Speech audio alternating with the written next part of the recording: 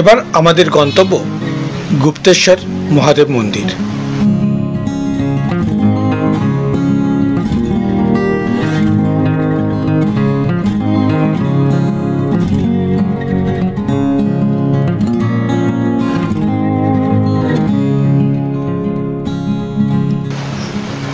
এটি একটি প্রাকৃতিক গুহা, যার মধ্যে আছে শিবলিঙ্গ।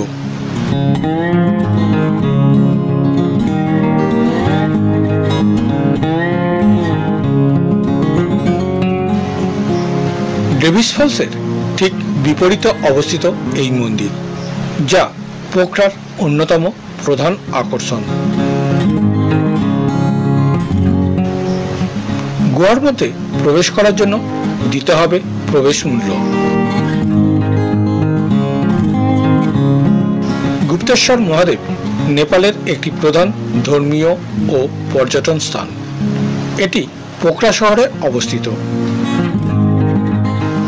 নেপালের অন্যান্য অংশ থেকে আগত ধর্মীয় তীর্থযাত্রীদের দ্বারা বিখ্যাত। এটি একটি রোমাঞ্চকর গুহার ভিতরে অবস্থিত, যেখানে প্রাকৃতিকভাবে তৈরি একটি সুন্দর শিবলিঙ্গ। এই গুহাটি 1950 সালে আবিষ্কৃত হয়েছিল এবং তারপর থেকে এটি একটি ধর্মীয় ও পর্যটন স্থান হিসাবে বিখ্যাত হয়ে ওঠে। এটি সাধারণত বৌদ্ধ সম্প্রদায়ের অনুসারীদের জন্য অন্যতম প্রধান তীর্থস্থান। এখান থেকে সেতী নদী বের হয়। গুহার ভিতরে ছবি তোলা নিষেধ, তাই ছবি দিতে পারলাম না।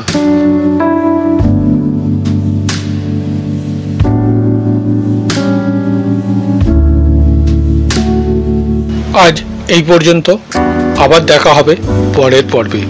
ততক্ষণ ভালো থাকুন, সুস্থ থাকুন, এই কামনা করি। নমস্কার।